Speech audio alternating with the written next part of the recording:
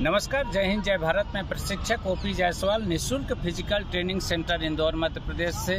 आज अमित एक बार वर्दी के साथ में सिलेक्शन होने के बाद पहली बार मिलने आए हैं। आपको सबसे पहले ढेर सारी बधाई हो अमित जी।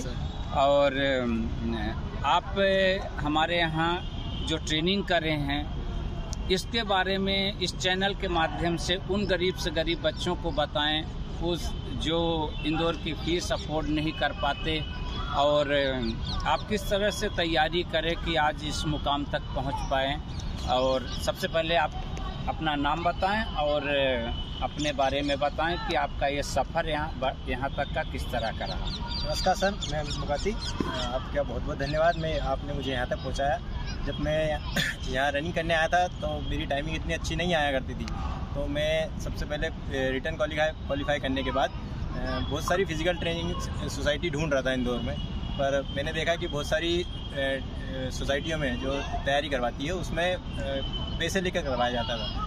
फिर मुझे मेरे एक दोस्त ने बताया जो यहीं सर के पास रनिंग किया करता था, तो उसने बताया कि ओपी सर है जो निःशुल्क करवाते हैं। तो मैं सर के पास आया। उसी दिन पहले दिन सर ने मेरा आई टेस्ट और नौकनी वगैरह सब चेक कर लिया, तो मुझे लगा कि हाँ मैं सही जगह आया हूँ। तो फिर मैंने धीरे धीरे सर के यहाँ ज्वाइन किया और रनिंग की शुरुआत करी। तो मेरा खासकर उस टाइम टाइमिंग उतना अच्छा आया नहीं करता था, पर बाद में सर के एक्सपीरियंस और सर ने जो हाथ चलाने की विधियाँ बताई है, दौड़ने की मतलब पंजों पर रनिंग करने की, लॉन्ग जंप की टेक्निक, उससे काफ़ी हद तक मुझे फ़ायदा मिला। और मेरी जो मतलब क्वालिफाई का टाइमिंग उस समय 2:45 हुआ करता था, और मेरी जो टाइमिंग आई थी 2:25 टाइमिंग आई थी।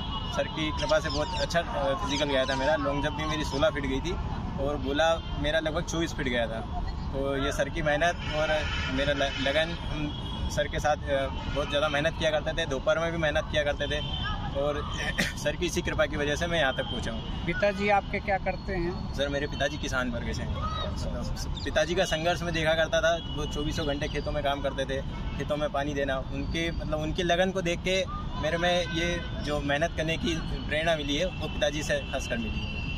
अच्छा, आपका एजुकेशन क्या है? सर मेरा एजुकेशन में BSc क्वालिफाइड था। जब मेरी जो 12th होने के बाद अपन मैथ्स मतलब फिजिक्स इसके पुलिस का दे सकते हैं पेपर, तो 2020 भर्ती के जो हुआ है 20 भर्ती में मेरा एग्ज़ाम रिटर्न क्वालिफाई था, और जो 22 में इसका फिजिकल हुआ उसमें मैं क्वालिफाई हुआ। अच्छा, आप एक ईमानदारी से भर्ती हुए हैं, बिना फीस दिए ट्रेनिंग लिए हैं, तो आगे जाकर के इस देश के लिए, समाज के लिए किस तरह का एक सुरक्षा कवच के रूप में बन के आप उभरेंगे?